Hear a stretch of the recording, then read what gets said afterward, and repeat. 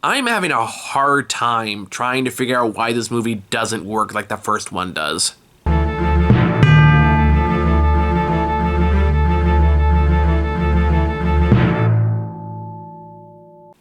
Alright, hey guys, so here's another one for you, Aquaman 2 with the Lost Kingdom.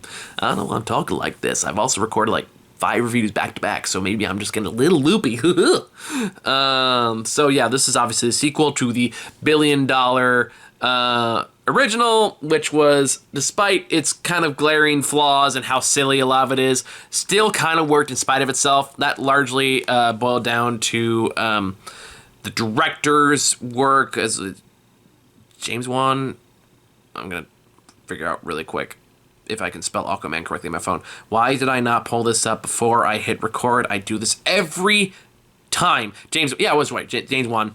James Wan directing, and he had this really good vision of like, yeah, let's embrace the inherent silliness of Aquaman and his world, and still find the charm in that, find the scale in that, find like ways we can have fun with the absurdity and make it fun for the audience. And it worked because James Wan's a good director and he does action scenes really well. And even through the hammier sections, the movie still worked as a whole. And I'm not on the same page as a lot of people that say this movie's really bad. I don't think it's that. I think it's actually kind of okay. And there's some sequences and things about this movie that I genuinely really liked. A lot I didn't, but a lot I did. So it's a weird mixed bag. And I remember sitting there trying to figure out why it's not working the way that the first Aquaman did. I think one has to do just with like, okay, we've kind of been exposed to this world now. We know what's up. It doesn't have that kind of freshness that it did originally. So you do have like the power of diminishing returns. One problem working against you. And the other one is that this movie feels like it relies on a lot more slapstick than the first movie did. Particularly between Jason Momoa and Patrick Wilson, who played King Orm in the first movie, who returns for the second one. That being said, I did really like, I'm going to butcher his name, Yahya Abdul Mateen II, who returns to play Black Manta. I actually think his performance is a lot better in this movie than it was in the first one. I think he hammed up a little too hard in the first one. Even though his character was still fun, it was still, like, the way he presented it was still kind of ridiculous, and it just didn't really work for me. This one, I feel like it does. I did like seeing him take on the lead role. I thought the action scenes with him, between him and Aquaman and him and Patrick Wilson were great. I felt like it really sold the rivalry between these two characters, and I thought any scene between the two of them was a lot of fun.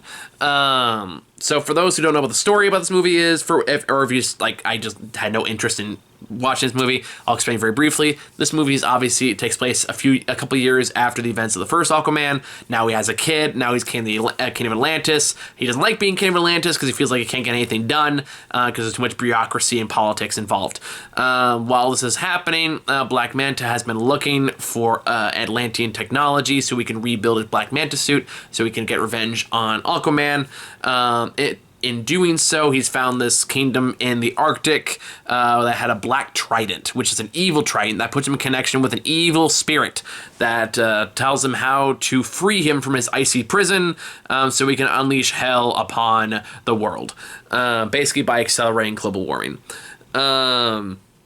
This is obviously bad for the ocean, so Aquaman figures out what's happening, intercepts to stop him, but finds that Black Manta is too powerful, so he has to break out Patrick Wilson, Ocean Master from the first movie, and they have to team up in order to stop Black Manta from unleashing a new evil upon the world. So that's the basic premise, and a lot of this... Let me get into the thing here. Whatever. Sorry, I just got an email that just completely derailed me. And while, like, I like Patrick Wilson, I do think he has a bit more character here. It does feel like him and Jason Momoa were given a little too much to chew on, which is weird for this franchise because it feels like the first one worked because it chewed a lot of scenery. This one here, it's too much. It feels like it's in the wrong direction. Aquaman, the first Aquaman had this amazing sense of scale, this amazing feeling of an undiscovered world, even though as silly as it was, even though it did have an octopus playing the drums. It just, for some reason, it worked, and it just doesn't work the same here. And I think of a lot of it, it does boil down to tone. While having a comedic tone is not inherently bad by a stretch of the imagination, God knows the movies I love this year had that, especially superhero films. This one feels like it just takes it in the wrong direction. It's too much like Kingsman 2. I know that's a weird example, but it's the first one that came to mind. Or Iron Man 2 is probably a better example. Where it's too much slapstick, too much silliness in the wrong ways. Too many... Fantastic Four 2.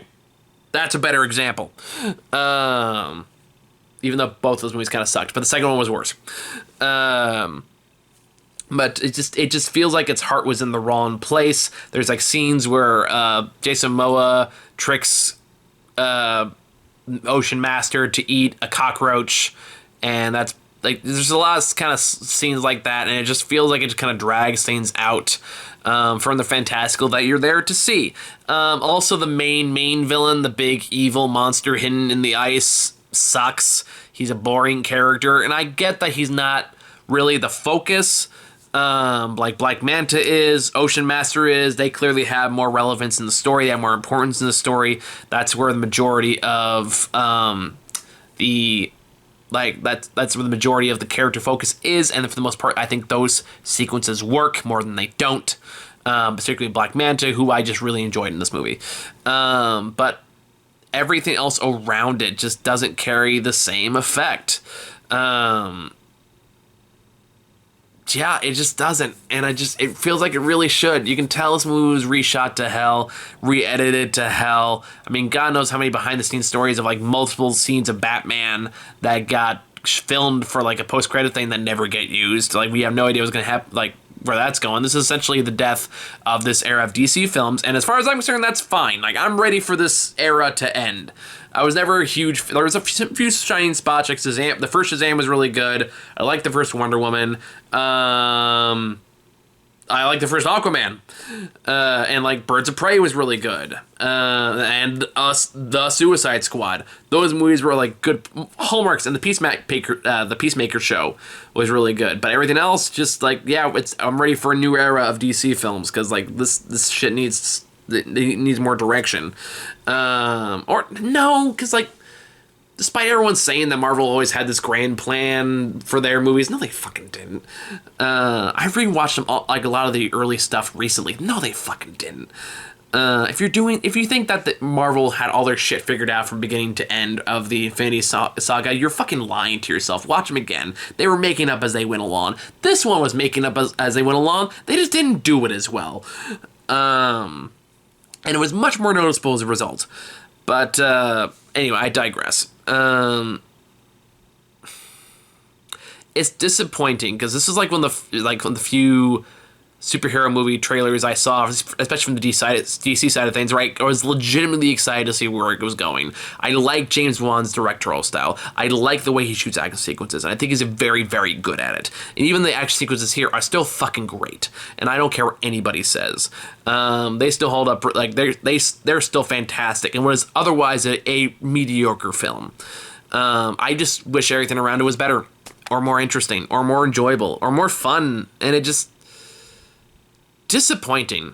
And I guess I am hesitant to talk about this because last time I did, I got a wave of hate email comments.